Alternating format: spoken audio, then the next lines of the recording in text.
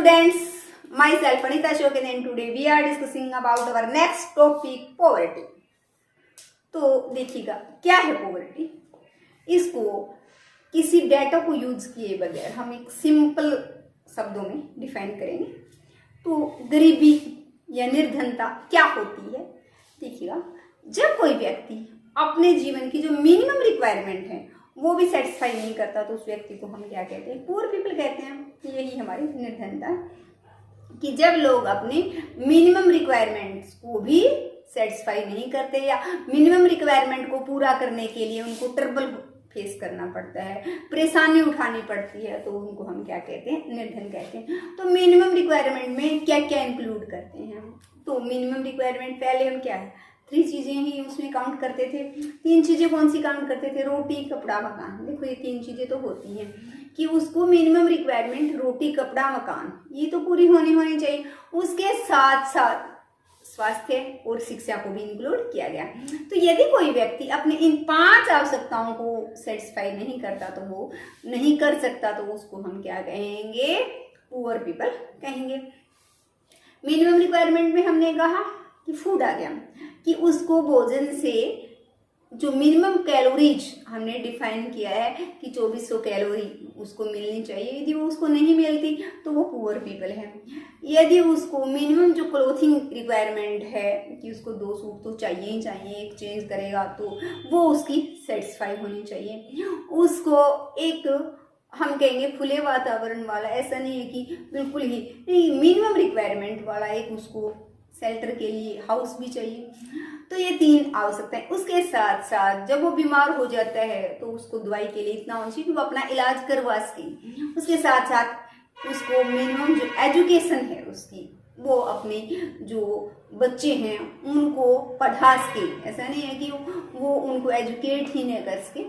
तो ये 4 हमारी 5 आवश्यकताएं जब कोई व्यक्ति अपनी सेटिस्फाई कर लेता है तो उसको हम रिच कैटेगरी में करते हैं। और जब किसी व्यक्ति को अपनी आवश्यकताओं को सेटिस्फाई करने के लिए परेशानी उठानी पड़ती है तो उसको हम क्या कहेंगे, पुअर पीपल कहेंगे। तो देखिएगा poverty, it is the inability to fulfill the minimum requirement of life. The minimum requirement include food, clothing, housing, health and education. तो देखिएगा पोवर्टी, कोई व्यक्ति क्या है हमारा ये रिक्वायरमेंट पूरी नहीं कर सकता, हमने उसको पुअर पीपल कह दिया। तो वो पुअर है तो ये मिनिमम रिक्वायरमेंट वो सेटिस्फाई नहीं कर सकता। न तो वो हमारी हम कह सकते हैं कि हेल्थ रिक्वायरमेंट है उसकी, कि बीमार हो गया उसको दवाइयों के लिए पैसे नहीं है तो हेल्थ पर वो खर्च नहीं कर सकता, या कह सकते हैं वो प्रॉपर ढंग से खाना नहीं खा सकता। अब वो बीमार हो गया, प्रॉपर ढंग से वो खाना नहीं खा पा रहा तो उसको जो न्यूट्रिएंट भोजन से चाहिए वो नहीं मिल पा रहे, तो उसके पर फिर से उसका स्वास्थ्य ठीक नहीं रहेगा। स्वास्थ्य ठीक नहीं रहेगा तो उसकी कार्य करने की क्षमता है वो प्रभावित होगी, वो ढंग से काम नहीं कर पाएगा। तो इस प्रकार से उसकी इनकम कम होगी, तो वो फिर से इनकम कम है तो वो गरीब रहेगा। तो एक ऐसा सर्कल बन जाता है जिसका ना आरंभ होता ना अंत होता, विशेष सर्कल ऑफ पॉवर्टी, कि वो सर्कल के दलदल में क्या हो जाता है, फंस कर रह जाता है, उसको तोड़ ही नहीं पाता। तो एक व्यक्ति गरीब है क्योंकि वो गरीब है, तो पता ही नहीं चलता उसका कारण गरीबी है या उस गरीबी का परिणाम गरीबी हो जाता है। तो इस प्रकार से हम ये पॉवर्टी है। अब पॉवर्टी को डिफाइन करने के कई तरीके हैं। अब हम 2 प्रकार से इसको डिफाइन करेंगे, 2 टाइप्स देखते हैं। रिलेटिव पॉवर्टी, रिलेटिव नाम से ही पता चल रहा है, रिश्तेदार को हम रिलेटिव कहते हैं। तो इसका कहीं ना कहीं दूसरे से कोई रिश्ता होता है तब हम पॉवर्टी का माप करते हैं, तो उसको हम क्या कहते हैं, रिलेटिव पॉवर्टी कहते हैं। देखिएगा किसी क्षेत्र के बारे में, किसी प्रदेश में या किसी हम कह सकते हैं देश में पाई जाने वाली इस निर्धनता को हम कैसे मापते हैं। जब हम दूसरे देश, 2 देशों की आपस में कंपैरिजन करते हैं तो देखते हैं कि कौन सा देश कंपैरिजन के बाद कि कौन सा देश अमीर है कौन सा गरीब है। 2 क्षेत्र की आपस में तुलना करते हैं। फॉर एग्जाम्पल हम क्या लेते हैं, हरियाणा और यूपी की तुलना करते हैं तो हम कहते हैं हरियाणा यूपी के कंपैरिजन में अमीर है। तो ये रिलेटिव पॉवर्टी थी कि वो इसके रिलेशन में यूपी क्या है, गरीब है। तो दो प्रदेशों की हमने की, दो क्षेत्रों की कर सकते हैं, दो देशों की कर सकते हैं। कि किसी की कंपैरिजन करने में तो हमें लगता है कि इंडिया क्या है, हमसे पुअर कंट्री कंपैरिजन करते हैं, पाकिस्तान से करते हैं, नेपाल से करते हैं, तो वहाँ हम क्या हो जाते हैं, रिच हो जाते हैं, वो कंट्री क्या हो जाती है, पुअर हो जाती है। लेकिन जब बात आती है हमारी डेवलप कंट्री की, तो उसके साथ हमारी कंपैरिजन होती है, तो हम क्या हो जाते हैं, वहाँ इंडिया क्या है, एक पुअर कंट्री है। तो इस प्रकार से हम कह सकते हैं कि ये रिलेशन जब दूसरों के साथ कंपैरेटिव हम करते हैं, कंपैरिजन हम करते हैं, तब जो हम निष्कर्ष निकालते हैं वो हमारी कौन सी पॉवर्टी कहलाती है, relative poverty. It refer to poverty across different classes, region और कंट्रीज।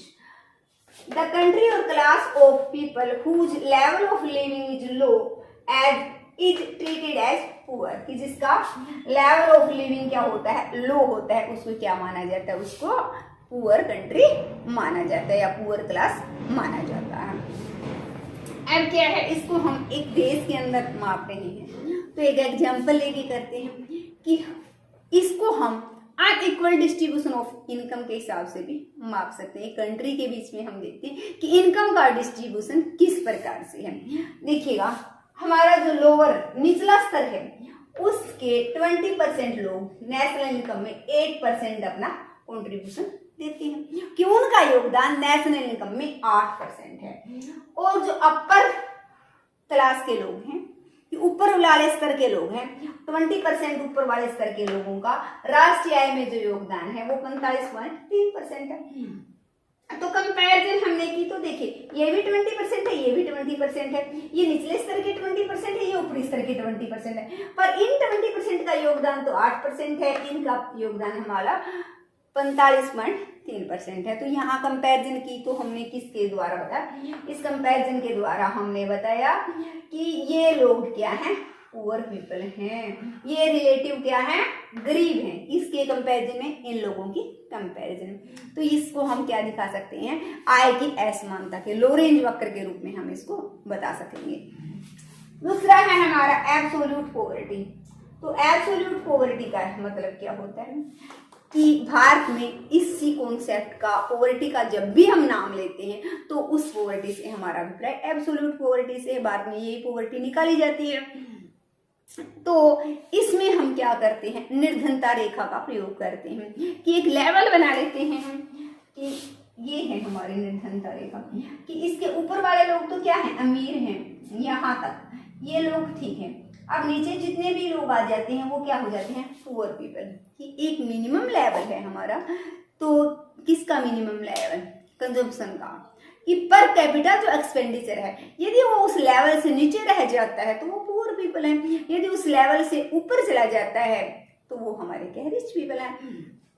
तो इस प्रकार से हम कहेंगे एब्सोल्यूट पॉवर्टी का हमारे से मुख्य अभिप्राय, हमारे देश में पॉवर्टी से जब भी हम बात करते तो एब्सोल्यूट पॉवर्टी है। तो ये क्या है, in India the concept of poverty line is used to measure absolute poverty.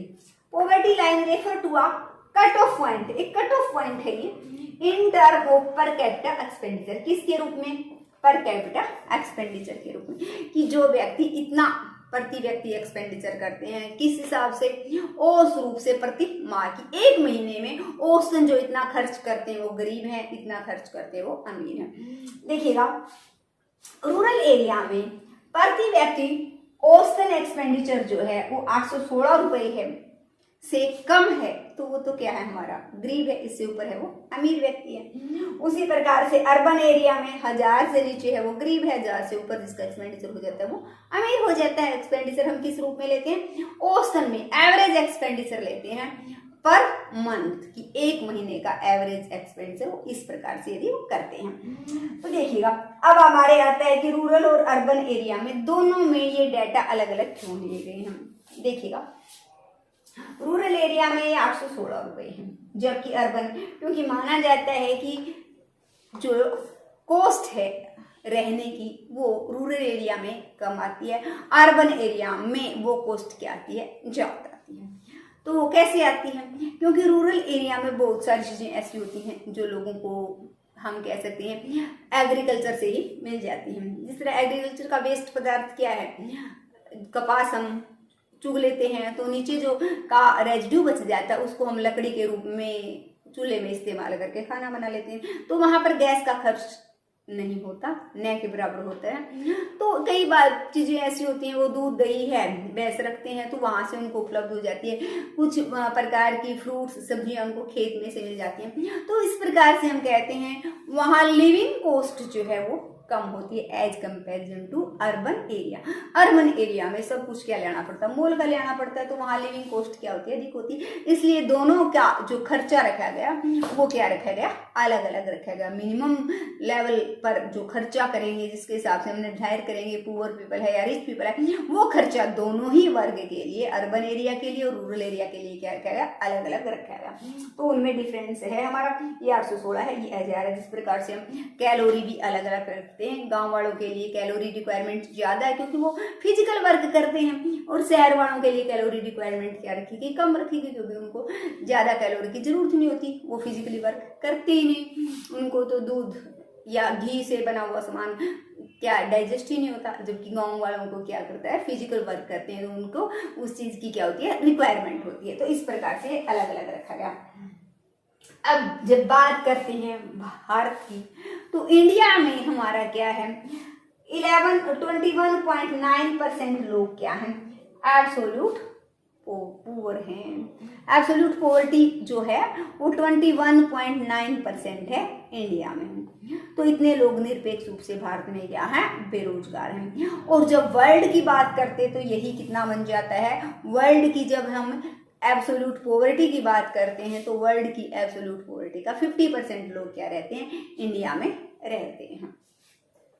तो students, like share and subscribe my channel.